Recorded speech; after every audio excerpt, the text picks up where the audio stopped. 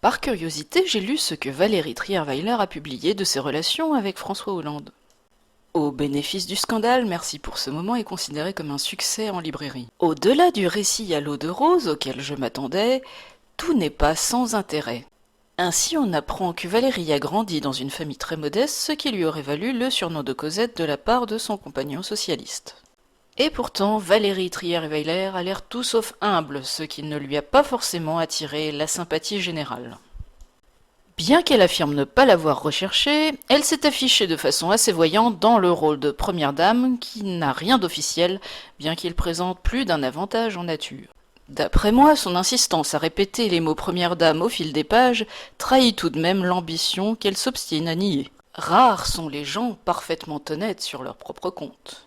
Bien loin de la HLM de son enfance, Valérie a connu une carrière que beaucoup de journalistes, peut-être plus diplômés qu'elle, peuvent lui envier.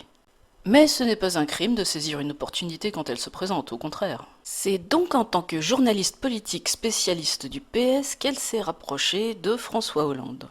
Il est habituel du reste que les cadres des grands partis politiques français se mettent en couple avec les journalistes des grands médias. C'est un peu comme si dans une famille, certains avaient décidé de faire politique, d'autres faire économie et les troisièmes journalisme. C'est un seul et même monde. C'est un monde unique. Ça me paraît antique ou soviétique. Les journalistes et les politiciens ont sans doute des sentiments comme tout le monde, mais leur carrière n'y est peut-être pas étrangère. Contrairement aux apparences, de nombreux passages de Merci pour ce moment sont à l'éloge de François Hollande. Il aurait même déchaîné les passions, lui qui ne paye pas de mine. Selon Trierweiler, c'est par revanche conjugale que Ségolène Royal s'est présentée au présidentiel de 2007. Une chose est sûre, le PS manque cruellement d'imagination. Mais il n'en fallait guère pour prendre la place de l'insupportable Sarkozy. C'est ainsi que Valérie est passée de la rédaction à la couverture de Paris Match, sans abandonner son poste pour autant. En revanche, à la demande de François Président, elle a dû renoncer à regret à une émission de télévision. Elle a craint, dit-elle, de manquer d'argent pour subvenir aux besoins de ses 3 fils, mais apparemment, les droits d'auteur de Merci pour ce moment l'ont quelque peu dédommagée. Et voilà qu'elle récidive. De fait, attiser le voyeurisme n'est pas étranger à sa profession. Tout compte fait, je lui donne raison d'avoir administré à son ancien compagnon une gifle bien méritée, tant sur le plan personnel que sur le plan politique. J'en viens à l'essentiel de mon propos. Ceux qui se disent de gauche prennent la gauche pour Robin des Bois. Je le sais, je l'ai été. Le fait est qu'à la tribune, les politiciens de gauche ne sont jamais avares de discours pour plaindre les pauvres. Bien entendu, il faut qu'ils soient élus pour faire leurs preuves. Et on va voir ce qu'on va voir. Si maintenant la mode c'est de se maintenir dès qu'on a 10% des voix, quoi qu'il arrive, il n'y aura plus un seul élu de gauche dans ce pays.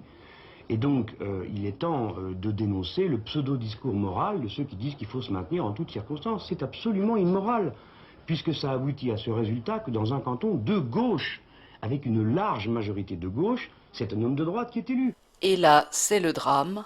Mais grâce à M. Hollande, la gauche a enfin repris le pouvoir. Et l'homme qui s'est fait élire en déclarant « Mon adversaire, c'est le monde de la finance » a eu pour ministre de l'économie un associé de la banque Rothschild, qui est devenu ce que l'on sait. D'après Madame Trierweiler, Hollande parle des pauvres en termes très méprisants. C'est à l'opposé de l'image que veulent se donner les socialistes, mais ce n'est pas en contradiction avec leurs actions. D'ailleurs, les seuls pauvres qu'ils reconnaissent sont issus de l'immigration. Quant à Valérie, qui se sent profondément de gauche, elle s'est beaucoup engagée dans l'humanitaire. Écoutez mon cœur, voilà, c'est tout. Je vais là où j'ai envie d'aller.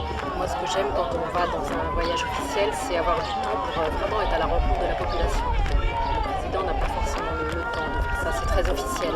Moi, à chaque fois, je m'échappe et je veux être au plus près de cette population et de la population qui souffre en particulier. Et en attirant un peu de lumière sur leurs difficultés, il y a des aides qui suivent. Malheureusement, je crains que les opérations philanthropiques des soi-disant premières dames ne soient très loin de compenser les dégâts causés par leur Jules à la tête des armées. Vous n'avez pas le monopole du cœur.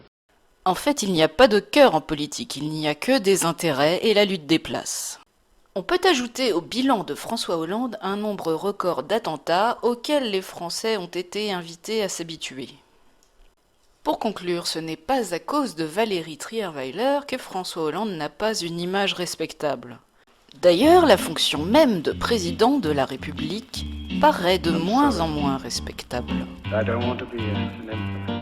That's not my business.